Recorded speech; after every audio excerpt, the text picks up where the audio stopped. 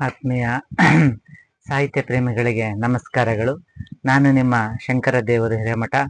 ಮಕ್ಕಳ ಸಾಹಿತ್ಯ ಕೃತಿಗಳ ಪರಿಚಯ ಸರಣಿ ಕಾರ್ಯಕ್ರಮಕ್ಕೆ ನಿಮ್ಮೆಲ್ಲರಿಗೂ ಸಹ ಪ್ರೀತಿಪೂರ್ವಕವಾದ ಸ್ವಾಗತವನ್ನು ಬಯಸ್ತಾ, ಈ ಯೂಟ್ಯೂಬ್ ಚಾನಲನ್ನು ಸಬ್ಸ್ಕ್ರೈಬ್ ಮಾಡುವ ಮೂಲಕ ಹಾಗೆ ಈ ವಿಡಿಯೋವನ್ನು ಹೆಚ್ಚಿನ ಸಂಖ್ಯೆಯಲ್ಲಿ ಶೇರ್ ಮಾಡುವ ಮೂಲಕ ಮಕ್ಕಳ ಸಾಹಿತ್ಯ ಕಾರ್ಯವನ್ನು ನೀವೆಲ್ಲರೂ ಸಹ ಪ್ರೋತ್ಸಾಹಿಸಬೇಕಂತ ತಮ್ಮಲ್ಲಿ ವಿನಂತಿಯನ್ನ ಮಾಡಿಕೊಳ್ಳುತ್ತಾ, ಇವತ್ತನೇ ದಿನ ಜುಲೈ 24, 2026 ಶುಕ್ರವಾರದಂದು 128ನೆಯ ಸರಣಿ ಕಾರ್ಯಕ್ರಮದಲ್ಲಿ 128ನೆಯ ಕೃತಿ ಪರಿಚಯವನ್ನು ಇವತ್ತು ಮಾಡಲಿದ್ದೇನೆ. ಶ್ರೀಮತಿ ವಿದ್ಯಾಶಂಕರ್ ಅವರು ಬರೆದಿರುವಂತಹ ಸಹಬಾಳ್ವೆ ಕತೆ ಸಂಕಲನದ ಪರಿಚಯವನ್ನ ಇವತ್ತು ನಿಮಗಾಗಿ ಮಾಡಲಿದ್ದೇನೆ.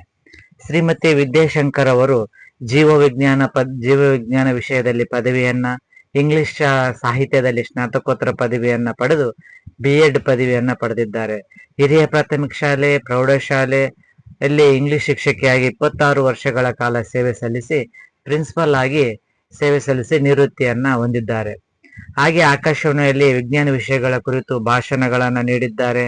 ಹಾಗೆ ಇನ್ಸ್ಟಾಗ್ರಾಮ್ ಖಾತೆಯಲ್ಲಿ 400ಕ್ಕೂ ಹೆಚ್ಚು ಮಹಿಳಾ ಸಾಧಕಿಯರು, ವಿಶೇಷವಾಗಿ ಮಹಿಳಾ ವಿಜ್ಞಾನಿಗಳ ಕುರಿತಾದಂತ ಪರಿಚಯ ಸರಣಿಯನ್ನ ಇವರು ನಡೆಸಿಕೊಟ್ಟಿದ್ದಾರೆ. ಈ ಕೃತಿಗೆ ಸುಂದರವಾದ ಚಿತ್ರಗಳನ್ನ ಸಂತೋಷ ಸೀತ್ಲೂರು, ಉಡುಪಿ ಜಿಲ್ಲೆಯ ಕುಂದಾಪುರದವರು. ಕತೆ ಕವನಗಳಿಗೆ ಸೊಗಸಾಗಿ ಚಿತ್ರವನ್ನ ಬಿಡಿಸಿಕೊಡುವಂತ ಇವರು ಇಲ್ಲಿಯ ಸಹಬಾಳ್ವೆ ಕಥಾ ಸಂಕಲನಕ್ಕೂ ಸಹ ಸುಂದರವಾದ ಚಿತ್ರಗಳನ್ನ, ಮುಖಪುಟ ವಿನ್ಯಾಸವನ್ನ ಮಾಡಿಕೊಟ್ಟಿದ್ದಾರೆ.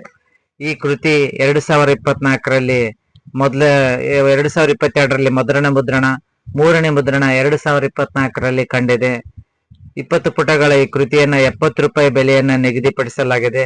ನವ ಕರ್ನಾಟಕ ಪಬ್ಲಿಕೇಶನ್ ಪ್ರೈವೇಟ್ ಲಿಮಿಟೆಡ್ ಅವರು ಈ ಕೃತಿಯನ್ನ ಪ್ರಕಟಿಸಿದ್ದಾರೆ. ಈ ಕಥೆಯ ಪ್ರಾರಂಭವಾಗುವಂಥದ್ದು ಮೊಲದ ಒಂದು ಚಟುವಟಿಕೆಯ ಮೂಲಕ ಕತೆ ಪ್ರಾರಂಭ ಆಗುತ್ತೆ. ಇದರಲ್ಲಿ ನಾವು ಸಹಬಾಳ್ವೆ ಅನ್ನುವಂತ ವಿಷಯ ವಸ್ತುವನ್ನು ಇಟ್ಟುಕೊಂಡು ಈ ಕತೆ ಇದೆ. ಅಂದರೆ ಇಂದಿನ ದಿನಮಾನಗಳಲ್ಲಿ ಮಕ್ಕಳನ್ನ ನಾವು ಅತಿಯಾಗಿ ಪ್ರೀತಿಸ್ತಿರೋದ್ರಿಂದ, ಮಕ್ಕಳಲ್ಲಿ ಏಕಾಂಗಿತನ ಕಾಣಬಾರ್ದು ಅನ್ನುವಂಥ ಉದ್ದೇಶದಿಂದ ನಾವು ಮಕ್ಕಳನ್ನ ತುಂಬಾ ಪ್ರೀತಿಯಿಂದ, ಅಕ್ಕರೆಯಿಂದ ಸಾಕ್ತಿವಿ.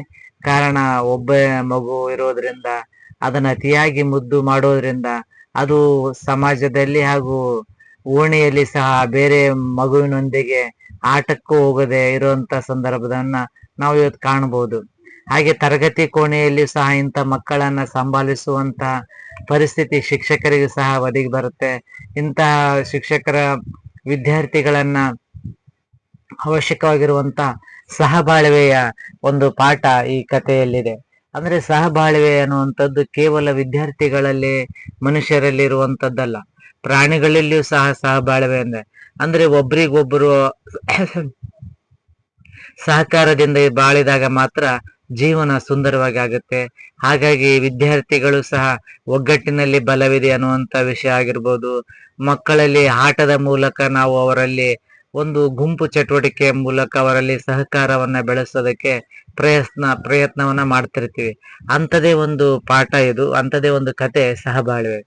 ಇಲ್ಲಿ ಹಸು ಬೆಳ್ಳಕ್ಕಿಗಳ ಸಂಬಂಧ, ಜೇನು ಹುಳ ಹಾಗೂ ಹೂಗಳ ಒಂದು ಸಹಬಂಧ, ಇರುವೆಗಳು ಮತ್ತು ಏನುಗಳ ಒಂದು ಸಂಬಂಧ, ಊಜಿಗಿಡ ಮತ್ತು ಬಾವಲಿಗಳ ಒಂದು ಸಂಬಂಧ, ಹವಳದ ಹುಳುಗಳು ಮತ್ತು ಪಾಚಿಗಳ ಒಂದು ಸಂಬಂಧ, ಕುಟುಕು ಕೋಶಗಳು ಮತ್ತು ಕೋಡಂಗಿ ಮೀನಿನ ಸಂಬಂಧ, ಹಾಗೂ ಶಾರ್ಕ್ ಮೀನು ಮತ್ತು ರೆಮೋರೋ ಮೀನಿನ ಒಂದು ಸಂಬಂಧದ ಕುರಿತಾಗಿ ಇಲ್ಲಿ ಸಹಬಾಳ್ವೆ ಯಾವ ರೀತಿ ಇರುತ್ತೆ ಅನ್ನುವಂಥದ್ದನ್ನ ಕುರಿತು ಲೇಖಕರು ಸವಿಸ್ತಾರವಾಗಿ ಹೇಳ್ತಾ ಹೋಗಿದ್ದಾರೆ.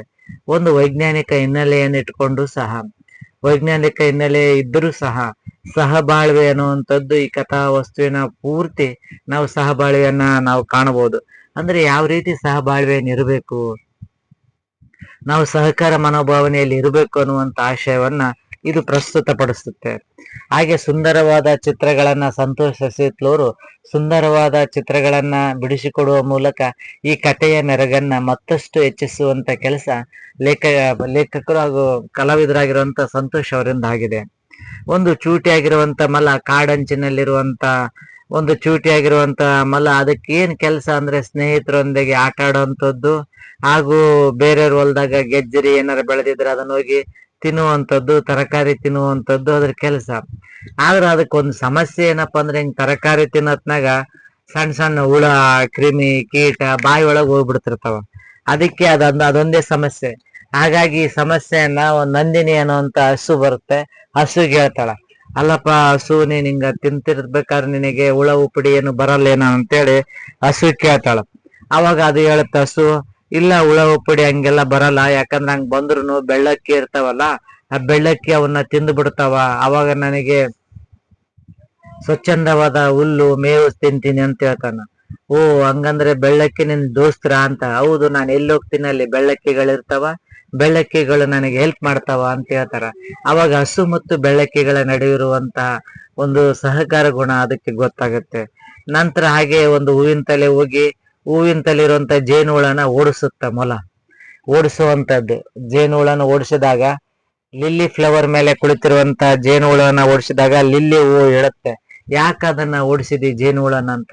ಇಲ್ಲ, ಲಾಸ್ಟ್ ಟೈಮು ನಾನು ಲಿಲ್ಲಿ ಫ್ಲವರ್ ನಿನ್ ತಲೆ ಬಂದಾಗ ಅದು ನನ್ನ ಮೂಗಿಗೆ ಕಚ್ಚಿಬಿಟ್ಟಿತ್ತು, ಎಷ್ಟು ದಿನ ಗಾಯ ಆಗಿತ್ತದು, ಹಂಗಾಗಿ ಓಡಿಸಿದೆ. ನಿನ್ ಮೇಲೆ ಕುಂತತಲ್ಲ, ನಿನಗೆ ನೋವಾಗಲ್ಲ ಅಂತ ಕೇಳುತ್ತದು. ಇಲ್ಲ, ಜೇನುಹುಳಗಳು ನನ್ನೇನು ಮಾಡಲ್ಲ, ನನ್ನ ಮಕರಂದವನ್ನ ಹೀರಿಕೊಂಡು ಹೋಗ್ತವೆ.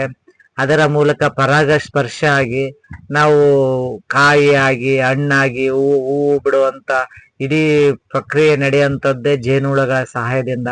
ಹಾಗಾಗಿ ಅವಕ್ಕೆ ನಮಗೆ ನೋವನ್ನು ಮಾಡಲ್ಲ, ಅದರ ಮಕರಂದವನ್ನು ಹೀರಿಕೊಂಡು ಹೋಗ್ತವೆ ಅನ್ನುವಂಥದ್ದು ಹೇಳಿದಾಗ, ಓಹೋ, ಜೇನುಹುಳು ಹಾಗೂ ಹೂಗಳ ನಡುವಿನ ಒಂದು ಸಹಬಾಳ್ವೆ ಇದೆ ಅನ್ನುವಂಥದ್ದು ಮೊಲಕ್ಕೆ ಗೊತ್ತಾಗುತ್ತೆ.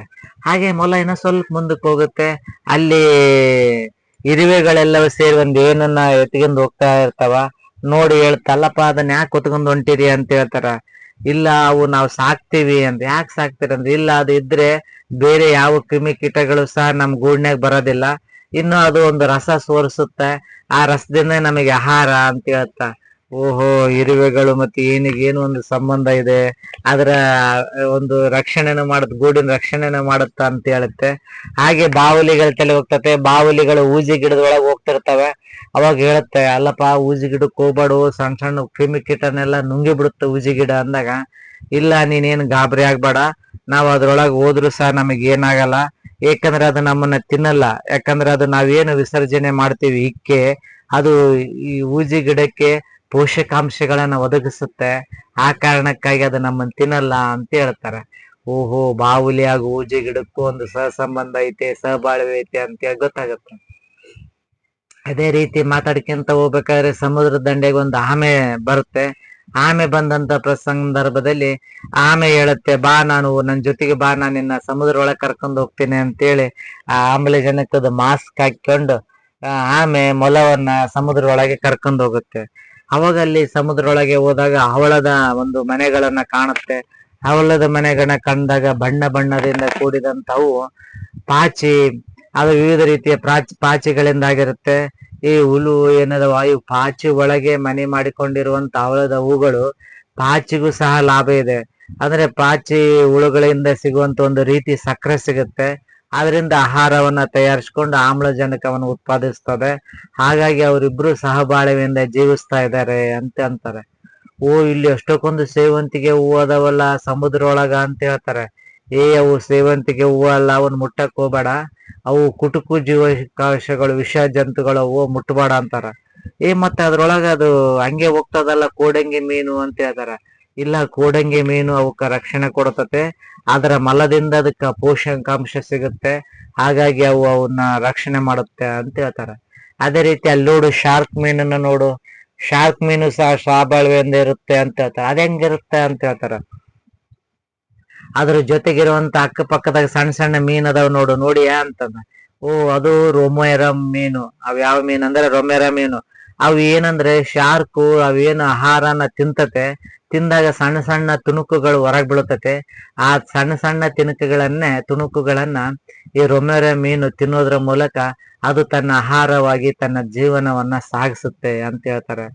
ಓಹೋ, ಹಂಗಾಗಿ ಶಾರ್ಕ್ಗೆ ರೋಗ ರುಜಿನ ಏನಿಲ್ಲ, ಯಾಕಂದ್ರೆ ರೆಮೋರ ಇರೋದ್ರಿಂದ ಅದ್ರ ಇರುವಂತ ಪೀಸನ್ನೆಲ್ಲ ತಿಂದು ಬಿಡುತ್ತೆ ಅಂತೇಳಿ ಖುಷಿ ಖುಷಿಯಾಗಿ ಸಮುದ್ರ ಎಲ್ಲ ಒಳಗಡೆ ಎಲ್ಲ ನೋಡಿ, ಸಮುದ್ರದ ಲೋಕವನ್ನ ನೋಡಿ ಸುತ್ತಾಡಿರುವಂತ ಆಮೆ ಕೊನೆಗೆ ಮೊಲವನ್ನ ಹೊರಗೆ ಕರೆದುಕೊಂಡು ಬರುತ್ತೆ.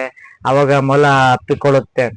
ಅಪ್ಪಿಕೊಂಡು ಏನು ಇಷ್ಟೆಲ್ಲ ಇವತ್ತು ಎಷ್ಟೊಂದು ವಿಸ್ಮಯ ವಿಷಯಗಳನ್ನ ನನಗೆ ಕೊಟ್ಟಿ, ಆಮೇಲೆ ನಾವೆಲ್ಲ ಎಷ್ಟಕ್ಕೊಂದು ಸಹಬಾಳ್ವೆಯಿಂದ ಜೀವಿಸ್ತಾ ಇದೀವಿ ಜೀವಿಗಳು, ಇಷ್ಟೆಲ್ಲಾ ವಿಷಯಗಳನ್ನ ನನಗೆ ಇವತ್ತು ತುಂಬಾ ಹೇಳಿಕೊಟ್ಟಂತ ಆಮೆ ರಾಯ ನಿನಗೆ ಧನ್ಯವಾದ ಅಂತೇಳಿ ಮೊಲ ಆಮೆಗೆ ಧನ್ಯವಾದ ಹೇಳುತ್ತೆ. ಯಾಕಂದ್ರೆ ಸಹಬಾಳ್ವೆ ಅನ್ನುವಂಥದ್ದು ಪರಿಸರದ ನಡುವೆ ಇರುವಂತ ಒಂದು ಅವಿನಾಭಾವ ಸಂಬಂಧವಿದೆ.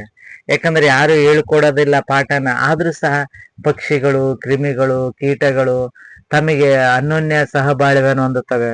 ಹಸು ಇರ್ಬೋದು, ಬೆಳ್ಳಕ್ಕಿರ್ಬೋದು, ಜೇನು ಹುಳ ಆಗಿರ್ಬೋದು, ಹುಳು ಆಗಿರ್ಬೋದು, ಇರುವೆಗಳು ಮತ್ತು ಏನು, ಊಜಿಗಿಡ ಮತ್ತು ಬಾವಲಿ, ಹವಳದ ಹುಳು ಮತ್ತು ಪಾಚಿಗಳು, ಕುಟುಕು ಕೋಶಗಳು ಮತ್ತು ಕೋಡಂಗಿ ಮೀನು, ಶಾರ್ಕ್ ಮತ್ತು ರೆಮೊರೋ ಮೀನು, ಈ ಎಲ್ಲ ಜೀವಿಗಳು ಸಹ ಒಬ್ಬರಿಗಾಗಿ ಮತ್ತೊಬ್ಬರು, ಒಬ್ಬರ ಜೊತೆಗೆ ಇನ್ನೊಬ್ಬರು ಇರೋದ್ರ ಮೂಲಕ ಅತ್ತಿಂದಿತ್ತ ಇತ್ತಿಂದತ್ತ ಸಂಚರಿಸ್ತಾ ಒಬ್ರಿಗೊಬ್ರು ಸಹಕಾರದಿಂದ ಸಹಬಾಳ್ವೆಯಿಂದ ಜೀವಿಸ್ತಿರುವುದನ್ನ ಮೊಲದ ಮೂಲಕ ಮಕ್ಕಳಿಗೆ ಹೇಳುವಂಥದ್ದು.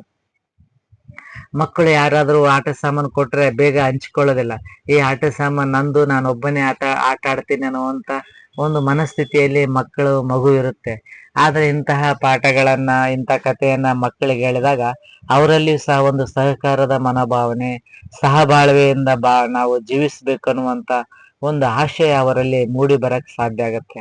ಆ ಕಾರಣದಿಂದ ಇಂತಹ ಕಥೆಗಳನ್ನ ಮಕ್ಕಳಿಗೆ ಹೇಳಬೇಕು. ಹಾಗೆ ಇಂತಹ ಕಥಾ ಪುಸ್ತಕಗಳನ್ನ, ಸಾಹಿತ್ಯ ಕೃತಿಗಳನ್ನ ಗ್ರಂಥಾಲಯದಲ್ಲಿ ಇಟ್ಟುಕೊಳ್ಳುವುದರ ಮೂಲಕ ಇಂಥ ಕೃತಿಗಳನ್ನ ಖರೀದಿಸಿ ಗ್ರಂಥಾಲಯದಲ್ಲಿ ಇಟ್ಟುಕೊಳ್ಳಬೇಕು.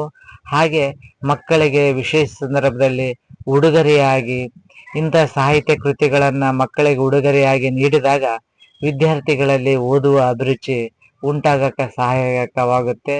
ಹಾಗೆ ಮಕ್ಕಳಲ್ಲಿ ಸಾಹಿತ್ಯದ ಅಭಿರುಚಿನೂ ಸಹ ಬೆಳೆಯಕ್ಕೆ ಸಹಾಯಕವಾಗುತ್ತೆ. ಹಾಗೆ ನಾವು ಮಕ್ಕಳಿಗೆ ನಾವು ಸಹಬಾಳ್ವೆಯಿಂದಿರ್ರಿ ಅಂದ್ರೆ ಸಹಬಾಳ್ವೆಯಿಂದ ಇರೋದಿಲ್ಲ, ಅದನ್ನೇ ಕಥೆಯ ಮೂಲಕ ಹೇಳಿದಾಗ ಮಕ್ಕಳಲ್ಲಿ ತುಂಬಾ ಆಸಕ್ತಿ ಬೆಳೀತದೆ. ಹಾಗೆ ಶಬ್ದ ಸಾಮರ್ಥ್ಯನೂ ಸಹ ಹೆಚ್ಚಾಗುತ್ತೆ. ಆ ಮೂಲಕ ಅವರು ಪಾತ್ರದ ಪರಿಚಯ ಮಾಡ್ಕೊಂತಾರೆ. ಈ ಕಥೆಯಲ್ಲಿ ನಾವು ನೋಡ್ಬೋದು ಎಷ್ಟಕ್ಕೊಂದು ಪಾತ್ರಗಳ ಪರಿಚಯ ಆಯ್ತು. ಮೊಲ ಇರ್ಬೋದು, ಆಮೆ ಇರ್ಬೋದು, ಪಾಚಿಗಿರ್ಬೋದು, ಇರುವೆ ಇರ್ಬೋದು, ಏನಿರ್ಬೋದು, ಎಷ್ಟಕ್ಕೊಂದು ಪಾತ್ರಗಳ ಪರಿಚಯ ನಾವು ಜೊತೆಗೆ ಒಟ್ಟೊಟ್ಟಿಗೆ ಆಗ್ತಿರ್ತದೆ. ಕಲಿಕೆ ಮತ್ತು ಕತೆ ಹೇಳುವ ಮೂಲಕ ಕಲಿಕೆ ಅನ್ನುವಂಥದ್ದು ಮಕ್ಕಳಲ್ಲಿ ಶಬ್ದ ಸಂಗ್ರಹವನ್ನ ಹೆಚ್ಚಳ ಮಾಡುವುದರ ಜೊತೆಗೆ ವಿಷಯ ವಸ್ತುವನ್ನ ಹಾಗೂ ವಿಭಿನ್ನ ವಿಷಯವನ್ನ ಮಕ್ಕಳು ಬೇಗ ಕಲಿಯೋದಕ್ಕೆ ಕಥೆಗಳು ತುಂಬಾ ಸಹಾಯಕವಾಗುತ್ತೆ. ಇಂಥ ವಿಭಿನ್ನವಾದ ಪ್ರಯತ್ನವನ್ನ ಶ್ರೀಮತಿ ವಿದ್ಯಾಶಂಕರ್ ಅವರು ಮಾಡಿದ್ದಾರೆ. ಏಕೆಂದ್ರೆ ಅವರು ವೃತ್ತಿ ಜೀವನದಲ್ಲಿ ಅಪಾರವಾದ ಅನುಭವವನ್ನು ಹೊಂದಿರುವಂಥದ್ದು, ಹಾಗೂ ವಿದ್ಯಾರ್ಥಿಗಳ ಆಸಕ್ತಿಗಳೇನು, ವಿದ್ಯಾರ್ಥಿಗಳ ಯಾವ ರೀತಿ ಹೇಳಿದ್ರೆ ಕಲಿತಾರ ಅನ್ನುವಂತ ವಿಷಯ ಅವ್ರಿಗೆ ಗೊತ್ತು. ಆ ಕಾರಣದಿಂದಾಗಿ ಅವರು ತುಂಬಾ ಸೊಗಸಾದ ವೈಜ್ಞಾನಿಕ ಹಿನ್ನೆಲೆಯನ್ನು ಒಳಗೊಂಡಿರುವಂತಹ ಪ್ರಾಣಿ ಪ್ರಪಂಚದ ಕುರಿತಾಗಿರುವಂತಹ ಇಂಥ ಸುಂದರವಾದ ಕಥಾ ಸಂಕಲನವನ್ನ ಬರೆಯಕ್ಕೆ ಸಾಧ್ಯ ಆಗಿದೆ. ಇಂತಹ ಕಥಾ ಸಂಕಲನ ನೀವೆಲ್ಲರೂ ಸಹ ಹೆಚ್ಚಿನ ಸಂಖ್ಯೆಯಲ್ಲಿ ಓದುವ ಮೂಲಕ ಮಕ್ಕಳ ಸಾಹಿತ್ಯವನ್ನ ಪ್ರೋತ್ಸಾಹಿಸಬೇಕು ಅಂತ ಹೇಳ್ತಾ, ಇವತ್ತಿನ ದಿನ 128ನೇ ಸಾಹಿತ್ಯ ಕೃತಿಯ ಪರಿಚಯದೊಂದಿಗೆ ಇವತ್ತಿನ ಸಾಹಿತ್ಯ ಕೃತಿಯ ಪರಿಚಯವನ್ನು ಮುಗಿಸ್ತಾ ಇದ್ದೇನೆ. ನಾಳೆ ದಿನ ಮತ್ತೊಂದು ಸಾಹಿತ್ಯ ಕೃತಿಯೊಂದಿಗೆ ನಿಮ್ಮ ಮುಂದೆ ಹಾಜರಾಗ್ತೇನೆ. ಅಲ್ಲಿವರೆಗೂ ಧನ್ಯವಾದಗಳು.